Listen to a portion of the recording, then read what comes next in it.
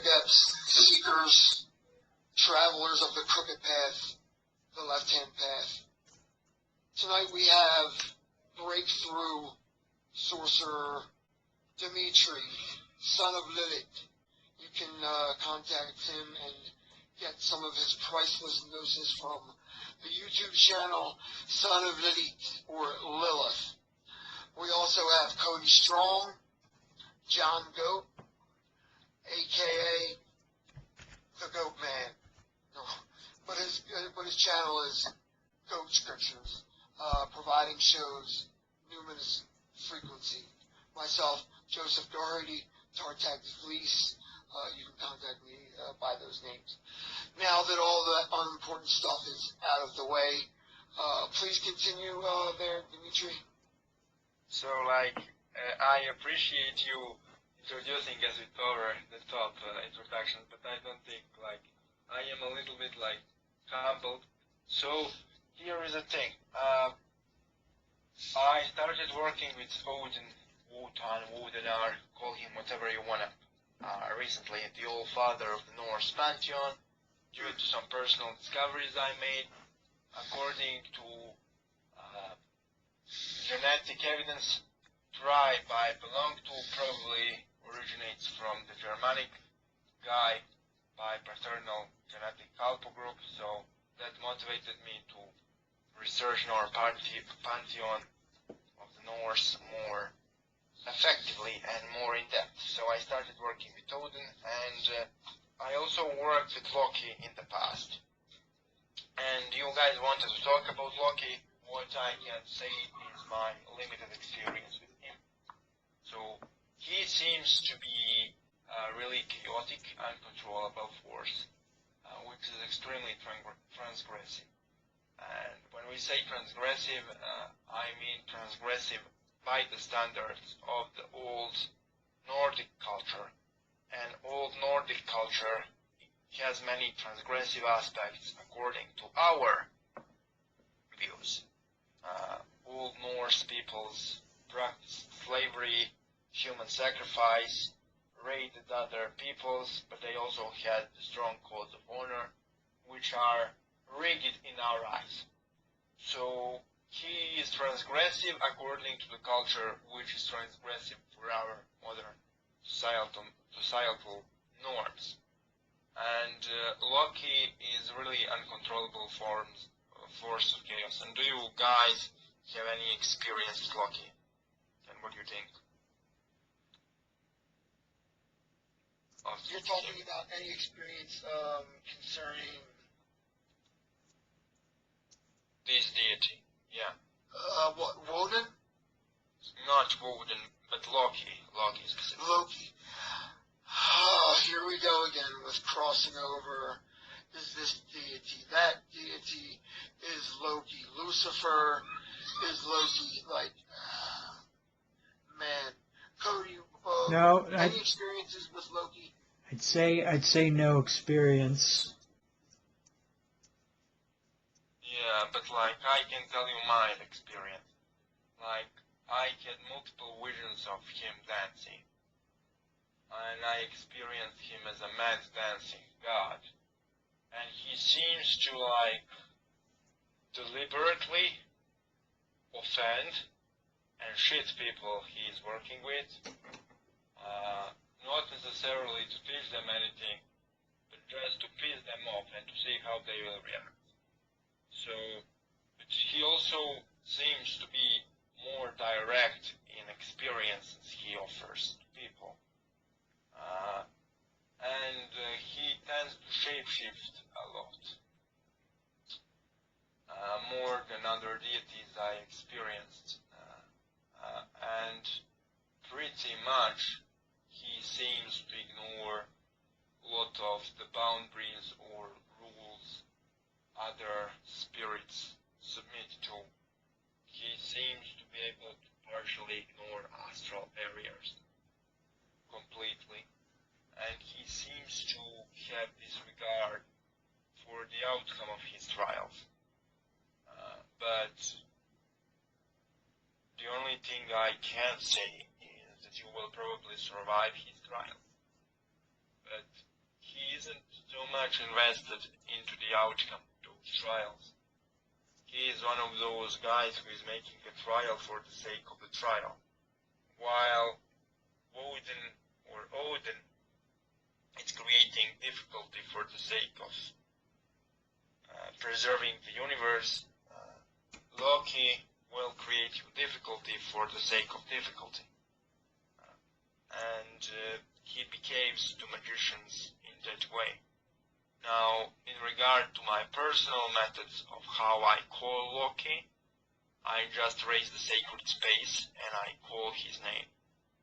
I don't channel any magical chants for calling him yet, since I didn't need it to do it. Norse God seems to come to me simply if I raise the space and vibrate the name enough times. The same with the Slavic gods for me, so I don't know is it my personal thing or is it the same for other people, because I never exchanged experiences with other people who practice Norse sorcery. So what you can say, guys, did you work with any Norse deity or any Celtic deity or Slavic deity, like of those related pantheons? The only thing that I've done is I've done the Thunder Wizard Fehu wealth ritual. You have a certain affirmation and you trace a certain rune on your head. You say, Odin, Vili, and Ve, I invoke the power of Fehu. Grant me X amount of money, X amount of dollars by a certain date. You know, so is commanded, so is done. Then I trace the Fehu on my head. Well, I did that once back in like 2018, and I tell you, cash did not fall from the sky. I did not get like the money I wanted in cash, but I landed a really good job selling knives about a month later. So I did get better off than I was before. And it seems to work like Goaty and all other Norse divinities. Like, they don't work like... What I noticed is that they don't work as spirits who you call them and you give them something and won't do shit, and then they do shit for you. How Norse gods work, from my experience, is they literally lead you to the path and they say, here, go there and you will get what you wanna. But you will need to walk almost entire path alone, literally. They will just give you a direction, or they will maybe follow you on the way, but they will not do shit for you. And even if they do shit for you, you need to give them a significant amount of something. So they work completely differently than demons, and completely differently than jinns. There is no known methodology for binding Norse gods and submitting them to your will. The same is true for Slavic gods. Because, as I said earlier, hierarchy is not defined. But do you have any experience, Goaty, with Norse magic at all? Outside of ritual you did? None. No. So, guys, tell me what you do magically, by the way, right now. What are your experiences? What are your path workings? I just do a grounding, right, to just clean up my area. I've been having some fucking problems with enemy bullshit. Sometimes I have to get loud. Sometimes I have to do what I call spiritual warfare, where I'm literally just invoking my patrons and raising my own energies too, to beat back whatever, whatever I'm having interface with. And the best example, I already posted an exorcism. I posted a video like the last Friday, Goaty and exorcism, where I invoked some of the names of Set or titles of Set to assist me in removing an enemy implant or declaring war against it. That's it. really cool. Yeah. So what you are doing, Joseph, too, like, to be honest, I am working with demons, but I am also working with Odin really extensively, and I'm trying to reach the Norse pantheon. So what is your stance, guys, right now? Are you like still working with Iblis, and how it goes?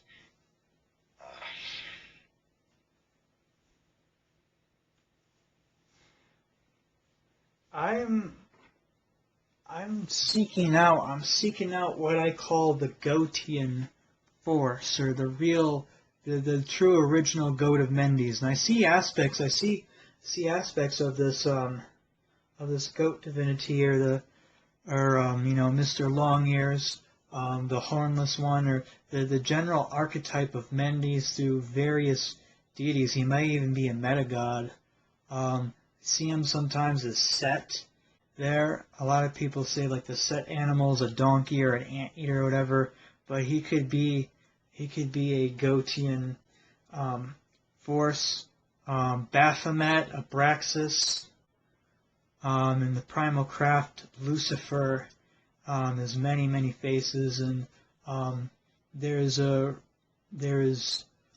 rituals. There's ways that he can appear as a divine goat.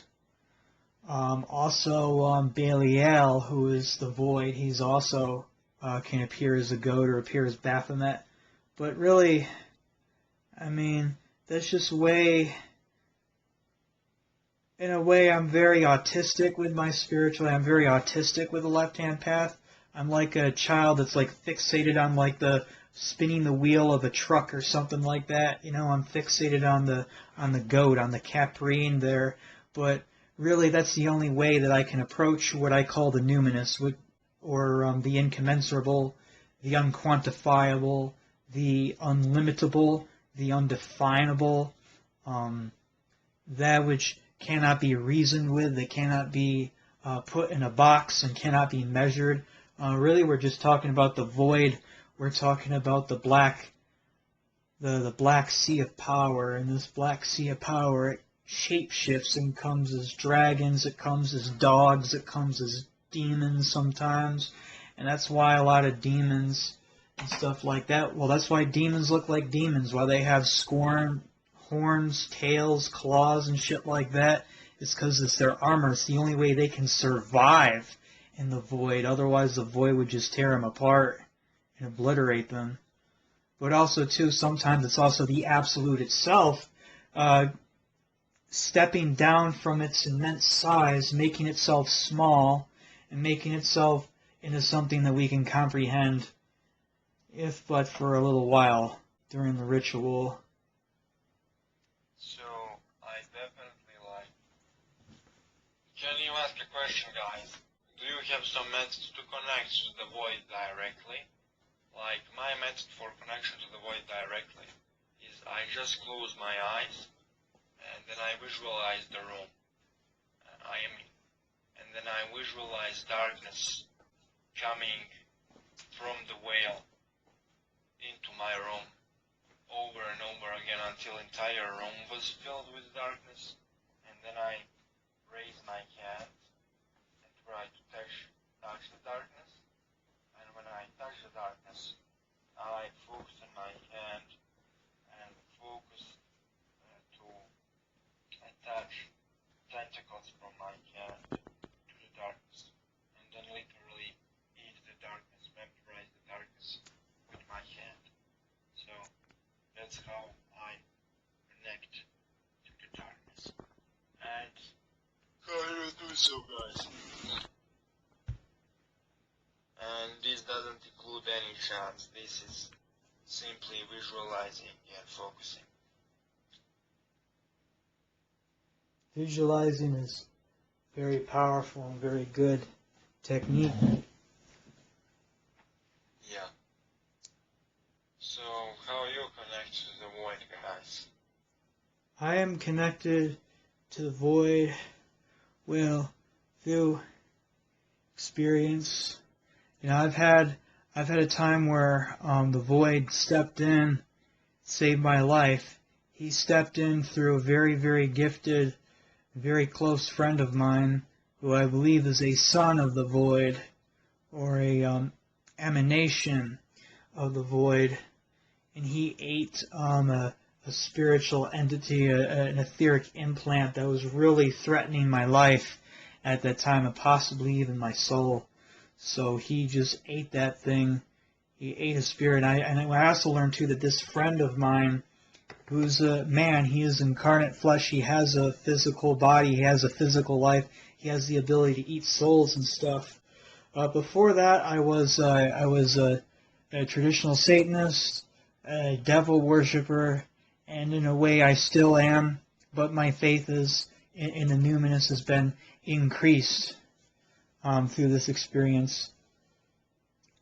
But I gotta really watch. I gotta watch it too, because I also have a lot of enemies that do not want me on this path. Because I've tried different currents and stuff, but each time I hit a ceiling, or I had an enemy or whatever like knock me off that, knock me down from the path or whatever, and I just had to get back up. So right now, it's like I'm just grounding myself, protecting myself, and I only invoke, these wrathful archetypes, these wrathful beings when it's when it's necessary. Like in the case of spiritual warfare, I'm building myself up. Basically, I'm building myself up to get back on the path, and I do want to do possession rites and assume these wrathful archetypes in theurgical work, and not just for protecting myself, but for advancing myself.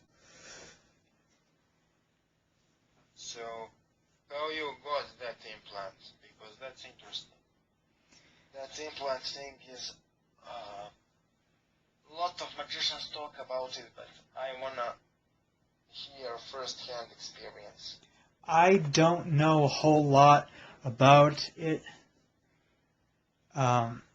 I think it's put there by the enemy. I think it's put there by the false light, by Jehovah, by the right-hand path, to act as a suppressant, to keep me from being what I am, to basically limit me and stop me, to keep me from advancing on the path, or to act as like a cap to my potential. But I do remember being baptized Catholic, so I remember the enemy from day one. And I was baptized as an infant, and nobody, is supposed to remember that, but I did. I remember being baptized at church, and I was screaming, and I was resisting the whole way. I remember being forced into this bullshit, and I was one of those kids who was dragged off to fucking church every Sunday and heavily indoctrinated into the enemy. Heavily indoctrinated into the enemy. Christianity fucking completely ruined my life, and I was one of those Christian kids who would have I took everything seriously, the Bible seriously. I thought thought crime was a real thing. I thought thought sin was a real thing, that I was going to go to hell because I thought bad thoughts against the Holy Spirit. I committed the unforgivable sin in my thoughts, and that experience took a good 6 months out of my life, because I went through half of 10th grade in a constant terror. Am I going to hell today? Am I going to hell tomorrow? Well, I'm going to hell. So I figured, then I found Exposing Christianity. I found this website called Exposing Christianity, and it completely blew a hole open for me. I learned about Christianity, how it's communist, who's behind it, who's pushing it. They're the same motherfuckers behind communism. And it's the same thing, completely terraform Gentile civilization into basically just turn everybody into good cattle for this fucking this demiurge, this Jehovah, Yahweh, fucking God of Israel that's gonna fucking rule the whole world and everything. So it didn't take me that long to see the truth, and I became a spirit. I dedicated to spiritual Satanism in 11th grade, and I've just been looking at other dark currents, just going deeper down the rabbit hole, getting more red-pilled and more red-pilled as I went along. But basically, yeah, if you watch my last serpent sermon I did with Ryan Sterner, we think that these entities are low-level Dybbuk's. They're like the Zozo entity from the Ouija board. They come as like a blob or like a Cthulhu thing with tendrils. They like to latch onto witches and other practitioners to basically limit them so they can't astral project, so they can't advance on the path, so they basically just to fucking limit them and hold them the fuck back, basically. But a lot of them are really weak, so removing them is simple. You just have to match their energy or be greater than their energy. In the case of my friend who was greater than that fucking thing, he placed a barrier around my heart chakra and he fucking just pulled it right off of me. And then he ate a Dybbuk box to match it to get even more powerful. He ate an entity, build himself the fuck up, and then he ate mine. He ate the parasite that was fucking with me. And it sounds exactly as it says, ate it. And he drove it into his mouth, forced it into his body, and I guess his chakra system or whatever he's running on, it cooked it alive from within. And he didn't have to do anything. He didn't even have to like fight it that much or whatever after the first hour. He just laid down, went to sleep, and he digested it in its sleep and assimilated its power. Cool. Really, really cool. But is he like online on the internet? He's not available to speak right now because he's doing some time, but he's going to be coming out real soon. Like, if you are even 10% like, I will be really glad to meet this crazy legendary motherfucker. He is a Like I thought I was. he is a crazy motherfucker, and he's practicing qigong leading up to this too, and like he can like he was putting up we were trying to locate this thing when the night he put up that barrier around me that he removed it, like fucking fireflies like materialized in the fucking room. There was no fireflies inside of the room that we were in, but they fucking appeared. And I could feel like a spiritual wind. Like, he is very strong. He has like 100 times the normal spiritual pressure. Like, the average Joe has a certain aura, and everybody has this ability to do telekinesis. It all has to do with connecting your aura to the aura of objects and just push and pull. It's basic sympathetic magic, string theory 101. Everybody has this, but it's such a small degree. This is why that the average Joe, you can't just blast a remote, off the table just by waving your hand over it. You have to build it up over years and years of daily practice and qigong. But this guy, he has like 100 times the normal spiritual pressure. He has a significant... We'll when he gets out, for sure. I don't know how it turned into Robbie again. He asked me a question and I answered it. Oh, my bad for that. Robbie, this guy loves his friend Robbie, which is commendable.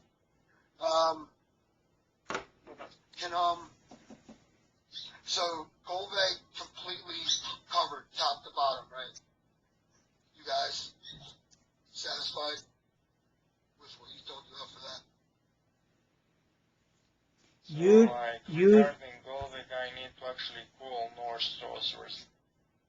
I sent you a book there. I sent you Gullveig Bach by Vexior. I sent you that now. It's not too... So, I have not read a whole bunch of it. I've only skimmed it, parts of it, and I like what I saw so far. It's very, very good. So, I'm gonna. Did you send that to Demetrius? yes, I sent it Cool. in the group too. This three-way So, call. So, but what makes you all attracted to this specifically? well, Gullveig has parallels to the great goddess Hecate.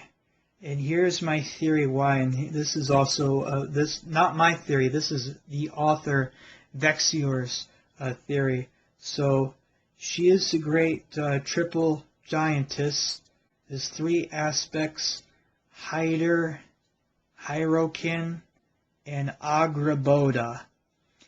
I don't know the meaning. I don't know what Agraboda and Hyder translates to, but I do know that Hyrrokin means the scorched heart, the burned heart, or the heart that's been burned. So, long story short, okay, Gullveig is a giantess of like the pre-cosmic race. She belongs to the dark elves, and basically she infiltrated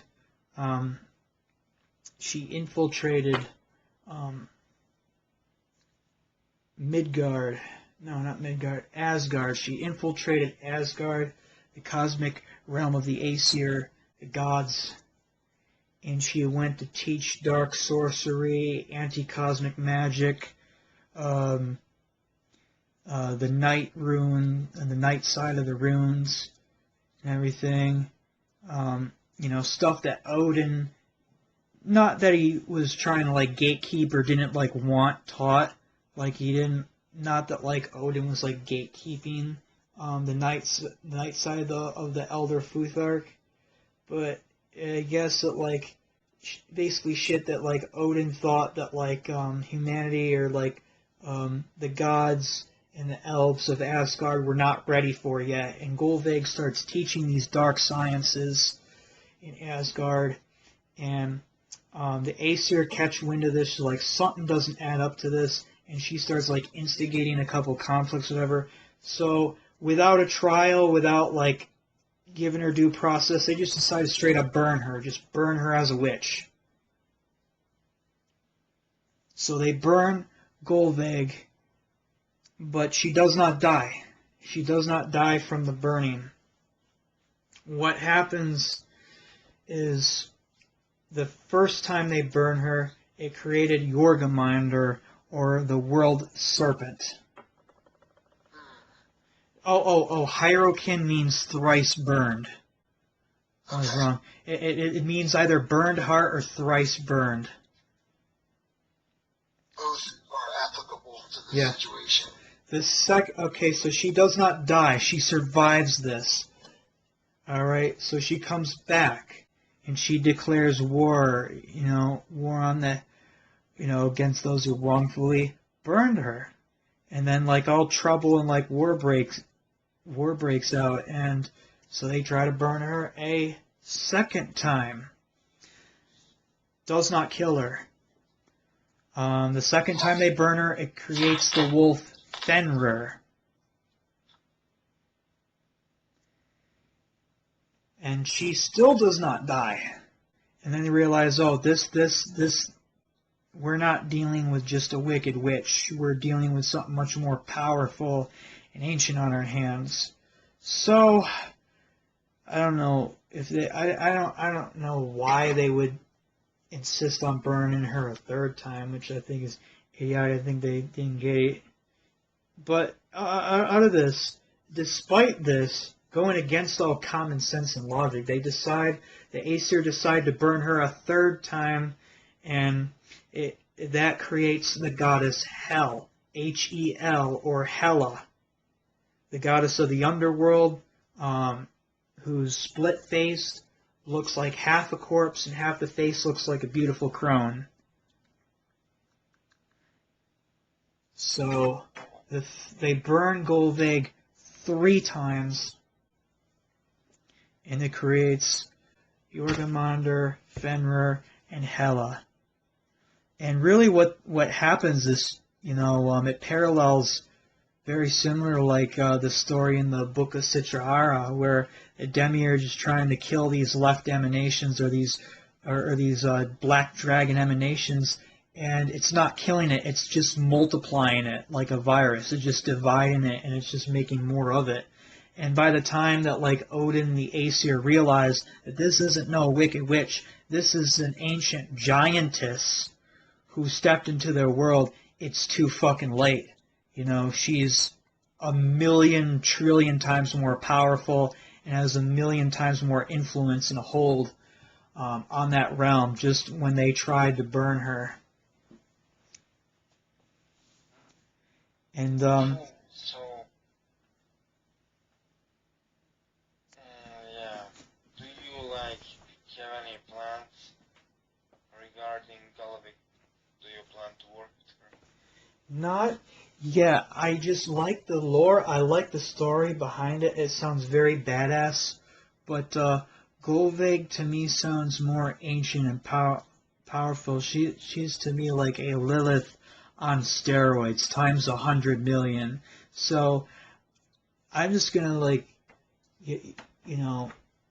I'd be more apt to like work with Hecate or work with Lilith or Hecate before Gullveig, because Gullveig and Loki are primal and very, very powerful, very, very ancient, even further into the past. But there are some parallels. Because she's a giantess, and so is Hecate. She's also very, very big. She's very large, and she's all-encompassing too, just like the giantess, the ancient giants. But that's really all I know about her, is what I read from Gullveig by Vexior. That's tremendously helpful, and I have to do further research on it as well. Like I was telling Demetrius, I would like to romantically engage. That doesn't mean that she will engage with me, or she may just completely drain my essence and leave me a husk. But that's the risk that we take during these operations. Okay, so I will definitely do my part of the job and tell you all guys the results.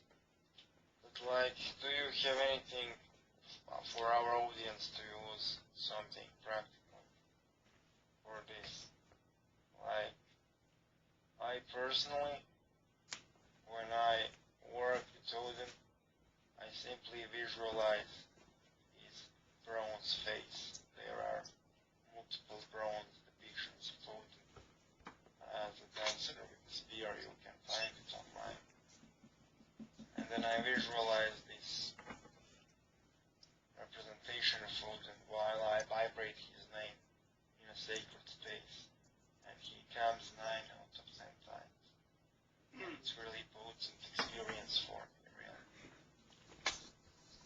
Well, as far as practical applications for our listeners, all I can do is offer a circumstance that I find myself in, and if they happen to find themselves in a similar circumstance, this may be usable. Why I'm delving into these particular spirits, my intent is to realize the infernal union. Realize the infernal union of Samael and Lilith, the dark feminine with the dark masculine. I am attempting to expel the spirit of the mate that I'm with and bring in the dark goddess, realizing the infernal union between Samael and Lilith, whether it be personal, permanent, highly unlikely. The odds of that happening are low to extremely lower. Temporarily embodying those two primal, regal, excellent spirits. That can be done for a short amount. Even just one temporary experience that may last an hour, 2 hours, whatever, that would be life-changing, alchemically speaking. But if you find yourself in a situation where you are a sorcerer and your wife or boyfriend is not, you may want to attempt to expel the spirit that inhabits the physical body that you have grown fond of. Maybe you're not too fond of your mate's personality. Well, you want to bring in the dark feminine or the dark masculine more, so their personality comes through a little bit more apparent and often, which is also possible. The influence of the dark feminine or the dark masculine can be embodied often, daily and nightly. What Demetrius suggested, presencing leads to such an extent when your mate is sleeping that the influence is undeniable. But again, you can also do it like before sexual act, or you can do that even before you are eating, if you can. But like I think doing it before sexual act is the most effective, since all of us fell into partial trance state during it, if we do it well. When we talk about reproductive acts, so we are more susceptible to spiritual influences in that stage during those operations than we are otherwise. So yeah. Yeah, also another point that you made that is important to bring up during an operation like this is the menses of your mate if you happen to be with a woman. Demetria prescribed the first day to the first 3 days of your partner's menses cycle to, well, Demetria, you could explain it better since I'm explaining this information secondhand coming from the source that is on the phone. I don't think we should like go into detail with this, but Goaty, do you have something practical to suggest for people? You definitely have, like, it can be any form of sorcery, and that's true for you, Joseph, too. Like, just something people can use from any spirits, any pantheon, any current. Well, the best I can do is tell people what I'm doing. If they find themselves in a similar circumstance, the information that I offer may be helpful or not. But all I can talk about is what I'm doing or have done. If I haven't done it or in the process of doing it, then by rights I'm not at liberty to give out information that I'm not privy to at that time. Just sticking to the subject matter that we're talking about tonight, you know, it wouldn't be prudent for me to jump off somewhere else and speak about a body snatching right with Belial if we're talking about bringing in the dark goddess with Lilith and Agate Gullveig. But like, since, you know, I don't think jumping topics is a bad thing. What do you think about jumping topics, Goaty? You know, you are the grand architect of this podcast. Yeah, I'm never linear A to Z. I'm always fucking scatterbrain. Just as long as you, I'm not adverse. as long as you have love for what you're doing, love for your god or goddess, or love for your symbol, there you're gonna be fine. You're gonna be. Oh, I have something practical that we could mention to the audience. What I wanted to offer during the next week's bi-weekly podcast is an official 3-day initiation into the Cathedral of the Black Goat current. We could do this with the listeners and any participants over the phone. It requires blindfolding and binding yourself and giving testimony. So if anyone's interested in a 3-day initiation into the current of Cathedral of the Black Goat, that will be during next weekend's podcast. I'm not sure what date that is, but we'll leave that in the description. Like Cody, what is actually a Cathedral of the Black Goat? I am a little bit uninformed because I am traveling. Oh, Cody, tell them. It's good. They're good. Cathedral of the Black Goat is a traditional Satanist. Cathedral of the Black Goat was founded by Marmaduke back in 2001. So, like, this is their they've been around for almost 20 years. It's their 19-year anniversary coming up real soon. And basically, traditional Satanists, they believe Satan, Lucifer, is a literal entity. I don't want to call it reverse Christianity, but they do believe in Lucifer, as in the Bible. They believe he's a fallen angel, but they believe that they know that he has the power of the void on his side, so he will win in the end. He will overthrow the tyrant Jehovah, Yahweh, the demiurge, and the whole universe will become hell. Essentially, is what's stated in the Devil's Bible. So I don't necessarily understand what you mean, but I will kind of do the ritual because if that's empowering, then I will. Do you want me to read I don't. what it consists? I don't recommend it unless that's what you want for your path, because it is permanent. It's like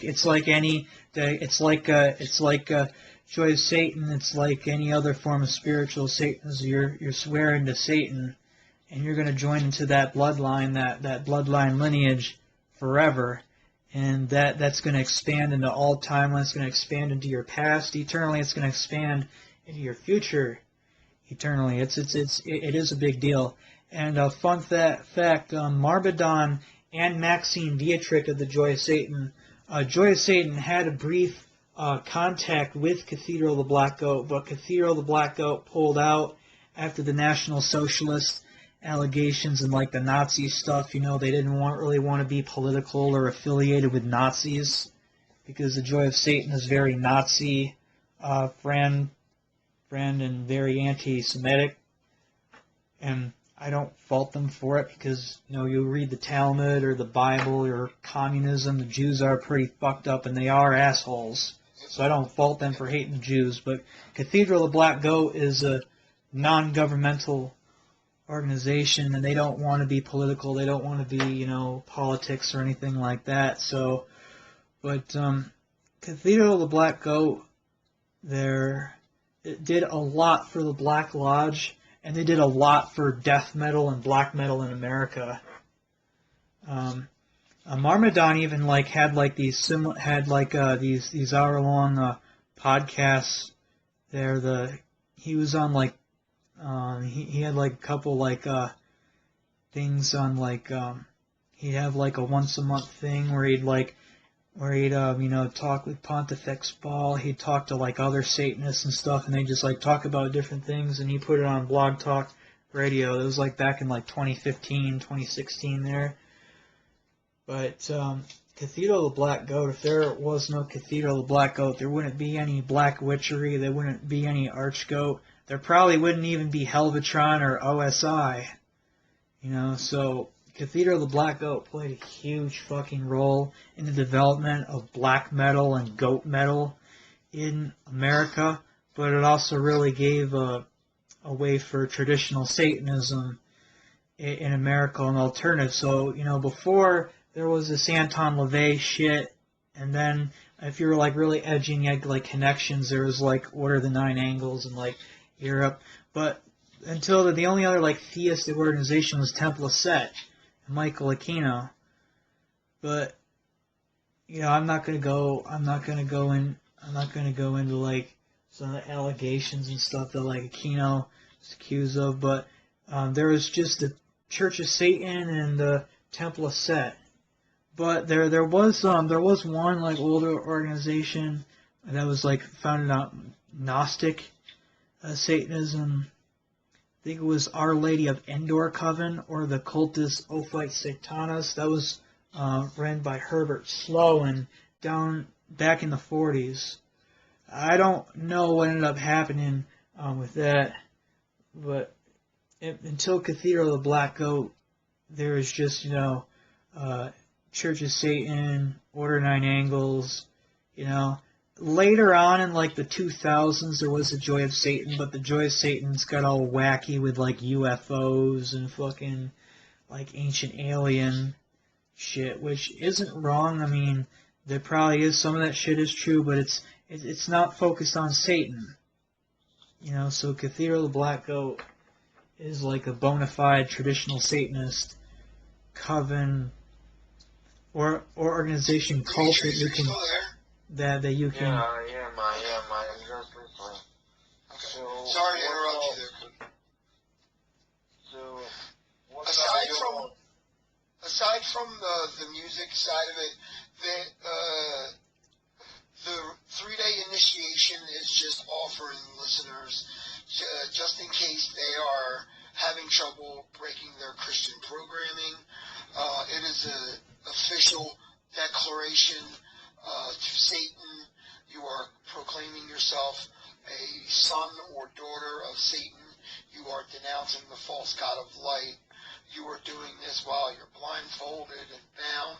It's different on a video or over the phone than with actual people. There's not a sense of danger as much. You are going to be in the presence of spirits. Once you start the ceremony, they will come if they're willing and join the ceremony and at least witness the ceremony. But the intention of that ceremony is to announce yourself as a son or daughter of Satan. You are aligning yourself with the Black Lodge. You are aligning yourself with the Aeonic goal of bringing about the kingdom of Satan on the earth. So yeah, did I misrepresent anything that I just said there, Cody? About this initiation, right? No, not at all. And just so everyone knows, I am not a member of Cathedral of the Black Goat. I just have Tenatio Diabolus, and I sent it to you, Joe. Yeah. It's a very, very good book.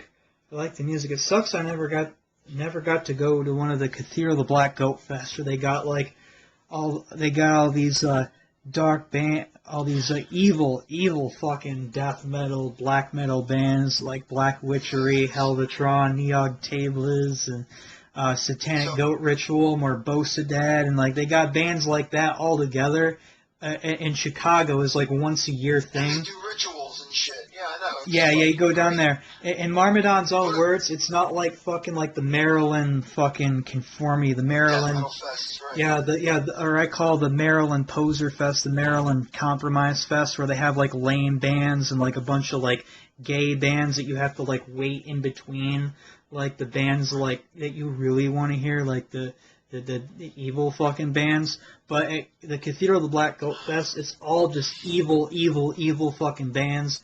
In Marmadon's own words, it's a black metal, death metal show brought to you by Satan and not by an energy drink. Okay.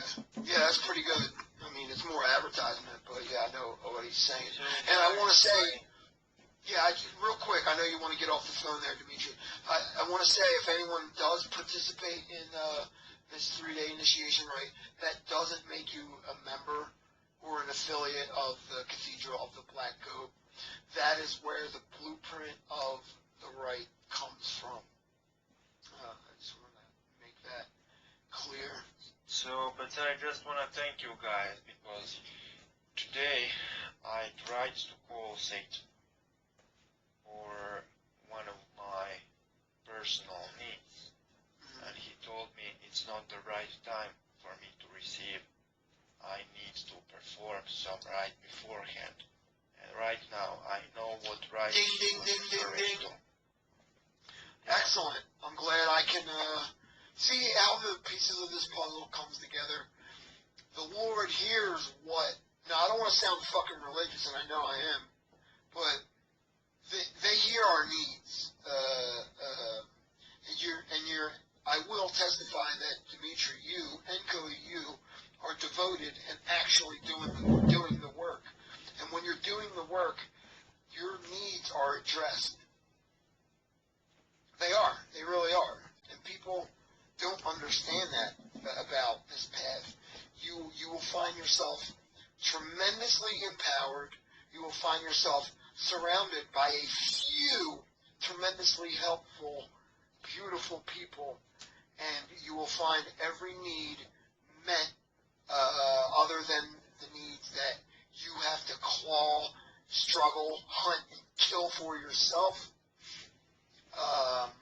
But yeah, this path provides empowerment, it provides purpose, it provides meaningful targets, and it provides methods on how to hunt down, prosecute, terminate, and devour said targets, whether they be metaphorical, whether they be literal, whether they be physical, people, you name it. Anything you want to achieve can be done, all under the banner of the adversary holding a scale with a sword in one hand and the scale in the other. Justice will be done. The kingdom of the Shaitan will be realized on this planet. Without sounding too corny, I don't care. I no longer care. Okay, so I need to go, guys. I need to sleep, but I really No appreciate problem. you. I Really know it's gave very me a late. great insight. Excuse me for calling you so late, Demetrius. Thank you for joining Thank you, us on this Goaty. phone call. Thank you, Goaty, for being badass. And thank you. He is badass. Yeah. You are I'll talk to you absolutely soon, badass. Demetrius. Yeah, thank you. All right. Good night. Yeah. Cody, sorry for interrupting you late as well. No, it doesn't matter. It was a good conversation. Good night, Demetrius. Oh, man. All right, yeah, I'll let you go too, Cody, because we took up a while here. You were going in for a while there. So, cool. A nice little impromptu. You know what I mean? Yeah. Little video there out of the blue. But what do you think of that idea? Providing a lot of this stuff is innovative and never has been attempted on any other channels, as far as I'm aware. Without me being too bold and making claims and statements. But there's a reason why you sent me that book, and I'm completely into it now, and I'm suggesting these things. Down to Dimitri having to, needing to do that initiation rite for the work that he's doing with Satan. So, the way all these things come together is tremendous. But what do you think about that? Do you want to do it next weekend? Not saying do you want to actually. Yeah, I'll record the thing for you there, Yeah, but cool. 'Cause I want to actually do it, because being like in a leadership role, you don't get to do fun stuff like that. You know? yeah. So I want to do that stuff. I mean, it's way better when you're in a room full of people and you're not sure if they're going to kill you or not. You know, you're getting the better desired effect.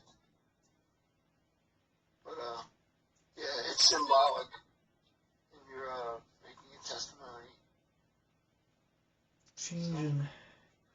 Changing your tune. Marmadon actually has a podcast on the 3-day dedication, right? Oh, really?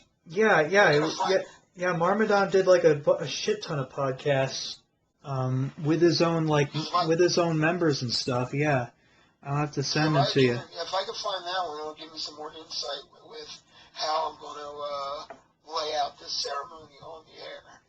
I don't think this is something that you can do like over there. You can read the book. Certainly, you can read parts of the book out loud, but You know, anyone who wants to, they're going to need to do their own altar. They're going to need to set their own candles and shit.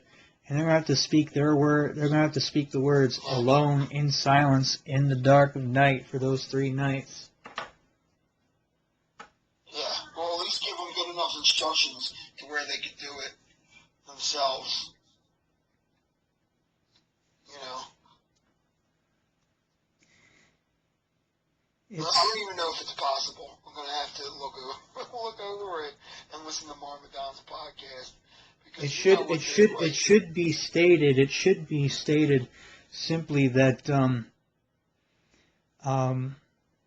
it doesn't matter if you're like Cathedral Black Goat or Joy of Satan. You pick a dedication or whatever. You need to only do it once, and that's it. You're in. Any other pact or anything that, you know, except for like personal advancement or like if it's part of your path work and ever, you don't need to like rededicate. You don't need to like do it a second time or a third time thing, because that's just redundancy. You know, my original pact there was that Mr. Goat, Mr. Horned, the devil, Satan, was going to be my friend. We're going to be best friends forever, and that's the only pact that I ever needed. And that still, to this day, is my pact and remains there. And that actually saved my life. I'm not going to go into how it saved my life or how or why. I'm sure. That's secret. That's just between me and the devil there. But yeah. You know, you don't need to be no need to be redundant and no need to be overcomplicated too. If you want to do like a 3-day like reverse or like a dark like Masonic ceremony where you're swearing against the right hand path completely, you know, with like the hoods and everything and like and the white clothes and stuff, like the symbolism in the Cathedral of the Black Goat current, you can absolutely do that. Or if you just want to do a simple dedication, just have like a piece of parchment or whatever, and just get one teeny drop of blood, just poke your finger, and then put it where your initials are, like the Joy of Satan. That will work too. You know, just one tiny drop of blood. You don't need gallons and gallons of blood like these old edgy grimoires and shit, which are booby-trapped, telling you that you need. It's all, that's bullshit. That's just to rake you in there. Because in ancient society, I will send them, I will have to hunt them down for you and send them to you after I get off this call. No problem. But in ancient Sumeria, the Anunnaki, Draconians, they would sign pacts and things with their own DNA, which means a tiny droplet of your blood. Not gallons of blood, but one tiny droplet, because that's your soul code essence in there, that that you're putting your fucking word, on it, you know, that you're going to do something. Yep. And not just going to say that you're going to do it, but you are going to fucking do it.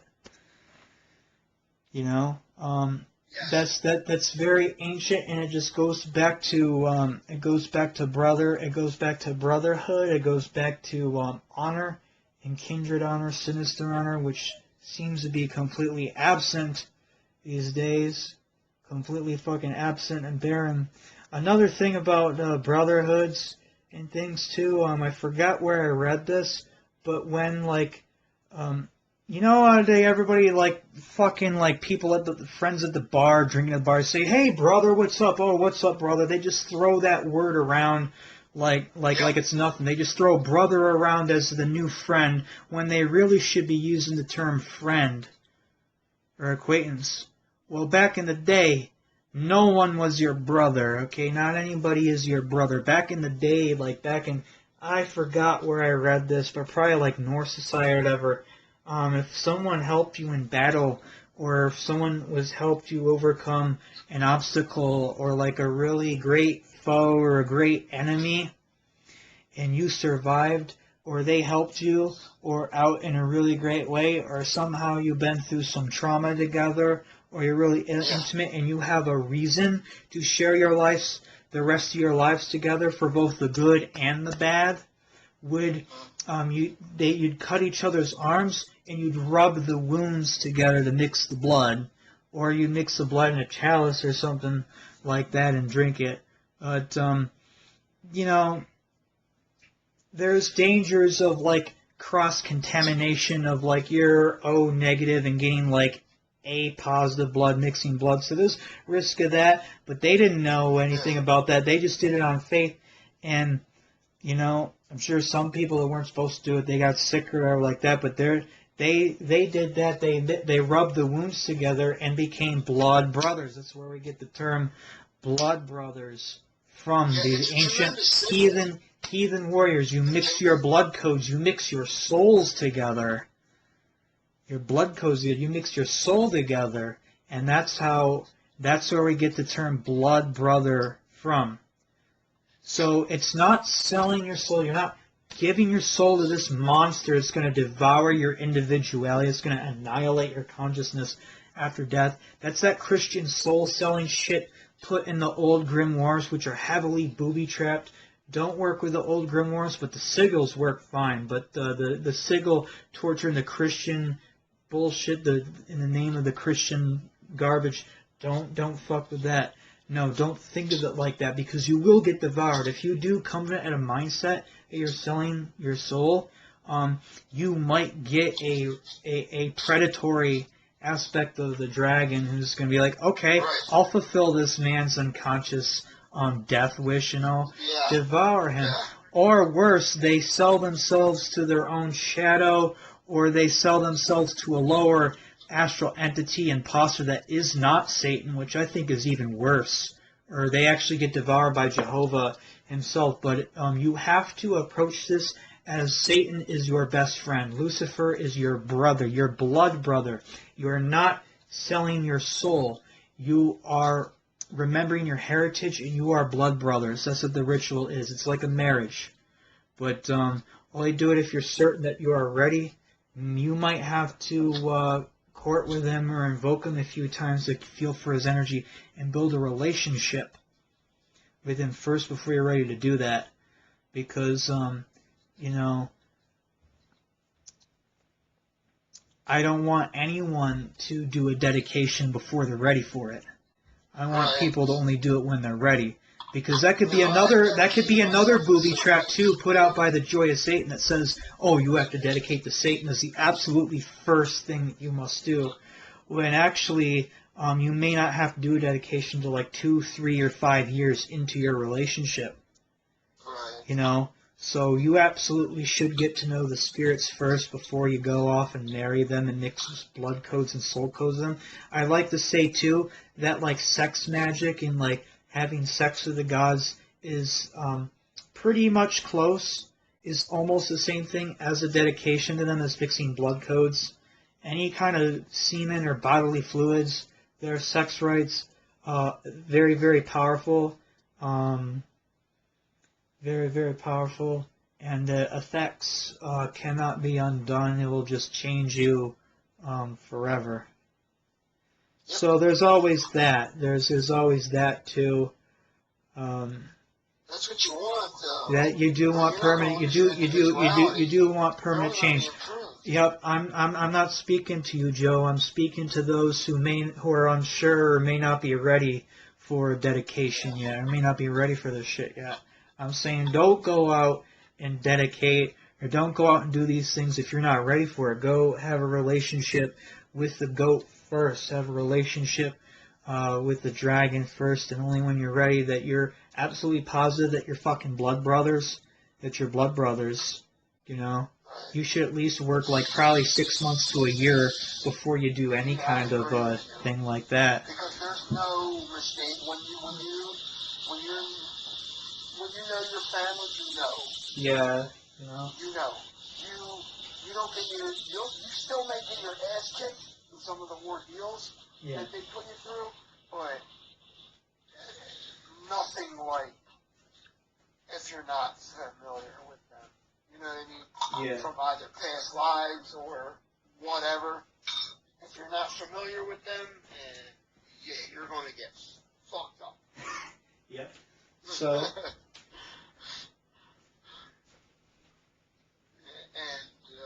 Yeah, man. All my experiences have been beautiful and terrorizing and scary and tough and all the good nurturing traits of a loving relationship with the darker entities. So, while some people may want to mix their practice and work with angels as well, I would never.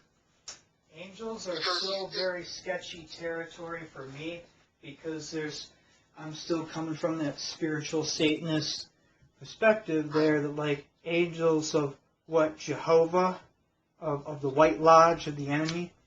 But I also hear some say that like these fucking names from like the LBRP and so much shit are pre-Christian. I'm like, what? Then what are they, pagan or something? But then you got to realize too, I mean, the void is not always friendly to all things. You know, you can't just call two opposing sides in there and expect them to get along. You can't just call Michael and Belial into the same circle and expect that they're going to dance, that they're going to get along. Right. You know. Well, if you even look in the Bible, it's the opinion of individual angels that pagan gods or worship of any type of pagan god is an abomination. And angels are just trouble for me. They're just trouble. Cannot be trusted. And I'm sure the devil has his angels, that there are some very powerful Empyrean entities within the infernal divine that are in service to the Trident. I'm talking about the ones that are strictly in service to the Fuckway, oh yeah, they're robots. They're completely soulless. They have no personality. They have no will of their own. They have no free will.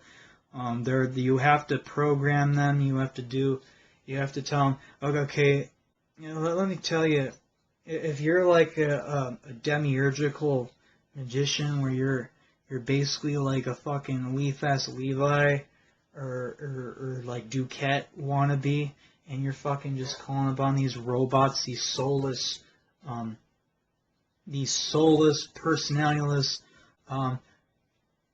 Raphaels and L's, you know, suffix beings, where their name ends in L, never with the exception of Samael, of course. But if you're summoning these beings with these angelic, these long angelic, like 5 or more syllable names that end in L there, you're working with robots, essentially. They're not going to protect you. I mean, they'll stand watch at your corner, but if you want them to defend against the entity, you have to tell them defend against the entity. They're that fucking robotic.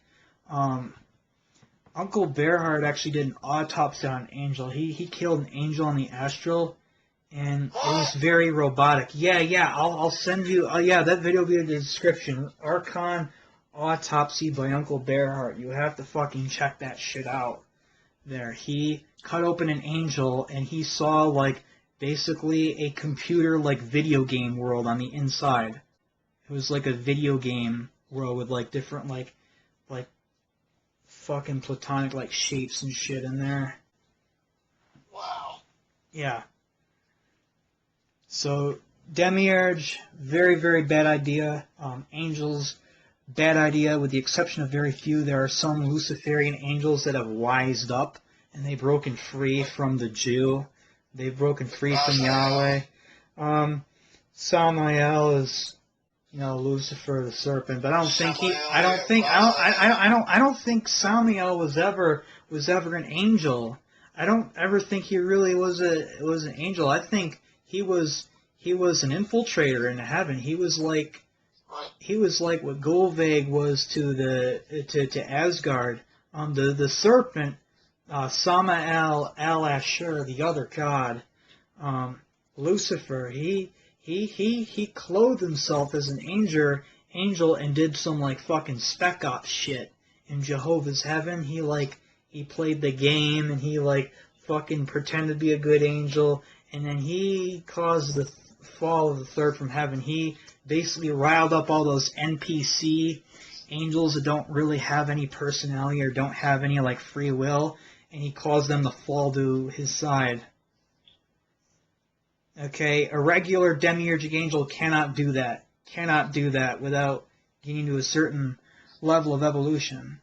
So a lot of people say, fallen angels, they got a certain point of their evolution, but I think that there are some angels that were never of Jehovah, some angels that were of the void, and they just pretended to be angels to fool Jehovah and to fool the other NPC angels.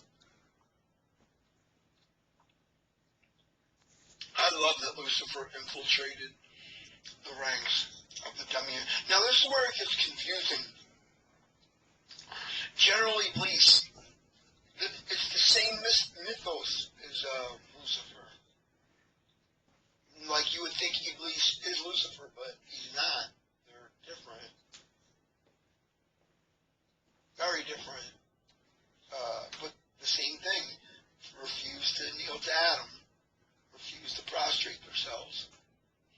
Under the same argument, and they're both right. Let's face it, the jinn and Lucifer's makeup is superior to a human being. Maybe, potentially, human beings hold something that is beyond those beings, but as is, no.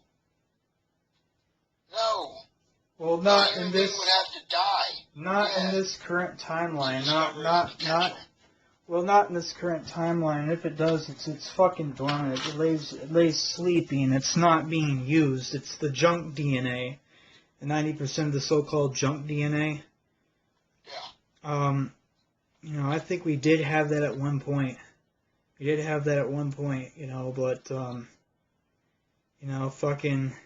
we were tricked into matter by the demiurgo. We were tricked into doing unhealthy habits and things that led to the grounding and materialization of this controlled and manipulated plane.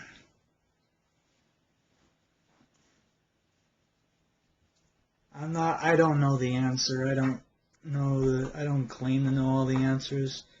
I don't know if it's a fall, like if it was fucking Atlantis shit, because we had like a bare none unlimited power and we fucked ourselves, or did this demiurge, this Jehovah, tricked us out of it and fucking changed the soul evolution of man? I don't know.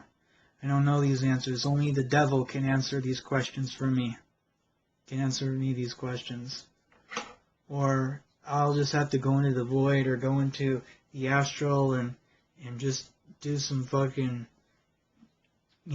digging, do some astral archaeological work, just digging up fucking dinosaur bones and shit on the astral, digging up relics from the past, bringing back lost gnosis, lost wisdom. That's all anybody can do. When you die, you're going to spend tons of time in the Akashic records. Yeah. I mean, you probably will know it all the instant you die. When you cross over. But that's not the point. The point is to do it while we're still alive so we can be a torchbearer to others. So like, oh shit, you can know all the answers when you die, but only after you die. Then what the fuck are we leaving behind for the living? No, we wanna leapfrog that and fucking, improve our living situation,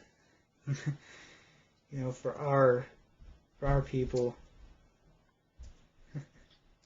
Sure. I mean, we want to fucking everything that is presented at face value in the material world is completely upside down and backwards.